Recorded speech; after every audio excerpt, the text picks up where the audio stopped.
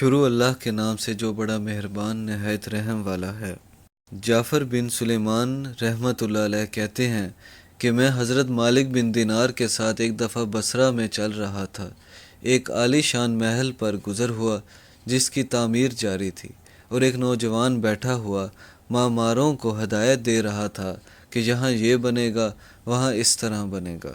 مالک بن دینار اس نوجوان کو دیکھ کر فرمانے لگے کہ یہ شخص کیسا حسین نوجوان ہے اور کس چیز میں پھنس رہا ہے، اس کو اس تعمیر میں کیسا انہماک ہے۔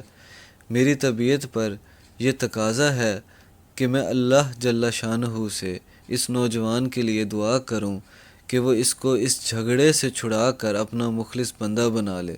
کیسا اچھا ہوگا اگر یہ جنت کے نوجوانوں میں بن جائے۔ جعفر چل اس نوجوان کے پاس چلیں۔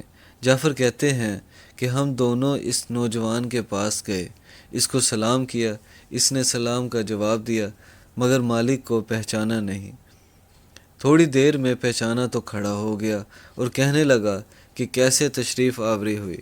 مالک نے فرمایا تم نے اپنے اس مکان پر کس قدر روپیہ لگانے کا ارادہ کیا ہے؟ اس نے کہا 1,00,000 درہم۔ مالک نے فرمایا کہ اگر تم یہ 1,00,000 درہم مجھے دے دو تو میں تمہارے لیے جنت میں ایک مکان کا ذمہ لیتا ہوں جو اس سے حد درجہ بہتر ہوگا، اور اس میں خیمے اور کبے سرخ یاقوت کے ہوں گے جن پر موتی جڑے ہوئے ہوں گے۔ اس کی مٹی زعفران کی ہوگی اور اس کا گارا مشک سے بنا ہوگا جس کی خوشبوئیں مہکتی ہوں گی۔ وہ کبھی نہ پرانا ہوگا نہ ٹوٹے گا۔ اس کو معمار نہیں بنائیں گے بلکہ اللہ تعالی شانہ کے امر کن سے تیار ہوگا۔ اس نوجوان نے کہا مجھے سوچنے کے لیے آج رات کی مہلت دیجیے، کل صبح آپ تشریف لاویں تو میں اس کے متعلق اپنی رائے عرض کروں گا۔ حضرت مالک واپس آئے اور رات بھر اس نوجوان کے لیے فکر و سوچ میں رہے۔ آخر شب میں اس کے لیے بہت عاجزی سے دعا کی۔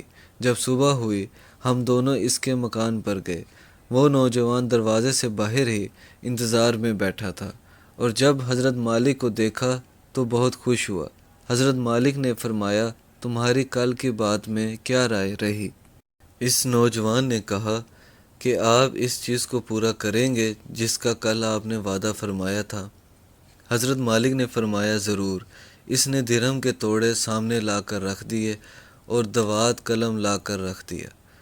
حضرت مالک نے ایک پرچہ لکھا جس میں بسم اللہ الرحمن الرحیم کے بعد لکھا کہ یہ اقرار نامہ ہے کہ مالک بن دینار نے فلاں شخص سے اس کا ذمہ لیا ہے کہ اس کے اس محل کے بدلے میں حق تعالی شانہ کے یہاں اس کو ایسا ایسا محل جس کی صفت اوپر بیان کی گئی ہے ملے گا، اس سے بھی کہیں زیادہ عمدہ اور بہتر، جو عمدہ سایہ میں حق تعالی شانہ کے قریب ہوگا۔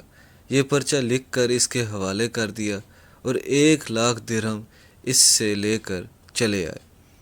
جعفر فرماتے ہیں کہ شام کو حضرت مالک کے پاس اس میں سے اتنا بھی باقی نہ تھا کہ ایک وقت کے کھانے ہی کا کام چل سکے۔ اس واقعہ کو 40 دن بھی نہ گزرے تھے کہ ایک دن حضرت مالک جب صبح کی نماز سے فارغ ہوئے تو محراب میں ایک پرچہ پڑا دیکھا۔ یہ وہی پرچہ تھا جو مالک نے اس نوجوان کو لکھ کر دیا تھا۔ اس کے پشت پر بغیر روشنائی کے لکھا ہوا تھا کہ یہ اللہ جل شانہ کی طرف سے مالک بن دینار کے ذمہ کی برات ہے۔ جس مکان کا تم نے اس نوجوان سے وعدہ کیا تھا وہ ہم نے اس کو پورا پورا دے دیا اور اس سے 70 گنا زیادہ دے دیا۔ حضرت مالک اس پرچہ کو پڑھ کر متحیر سے ہو۔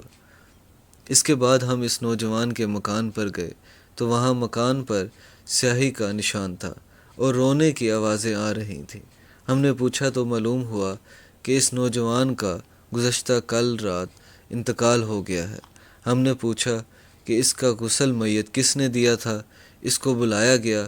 ہم نے اس سے اس کے نہلانے اور دفنانے کی کیفیت پوچھی۔ اس نے کہا اس نوجوان نے مرنے سے پہلے ایک پرچہ دیا تھا اور کہا تھا کہ جب تو مجھے نہلا کر کفن پہنائے تو یہ پرچہ اس میں رکھ دینا۔ میں نے اس کو نہلایا، کفنایا اور وہ پرچہ اس کے کفن کے اور بدن کے درمیان میں رکھ دیا۔ حضرت مالک نے وہ پرچہ اپنے پاس سے نکال کر اس کو دکھایا۔ وہ کہنے لگا، یہ وہی پرچہ ہے، قسم ہے اس ذات کی جس نے اس کو موت دی، یہ پرچہ میں نے خود اس کے کفن کے اندر رکھا تھا۔ یہ منظر دیکھ کر ایک دوسرا نوجوان اٹھا اور کہنے لگا کہ مالک، آپ مجھ سے 2 لاکھ درہم لے لیجئے اور مجھے بھی پرچہ لکھ دیجئے۔ حضرت مالک نے فرمایا کہ وہ بات بہت دور چلی گئی، اب نہیں ہو سکتا۔ اللہ جل شانہ جو چاہتا ہے وہ کرتا ہے۔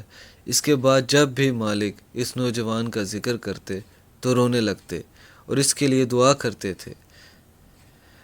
اس واقعے سے ہمیں یہ سبق ملتا ہے کہ دنیا کی عمارتوں میں کچھ نہیں رکھا ہے، یہ سب فنا ہونے والی ہیں۔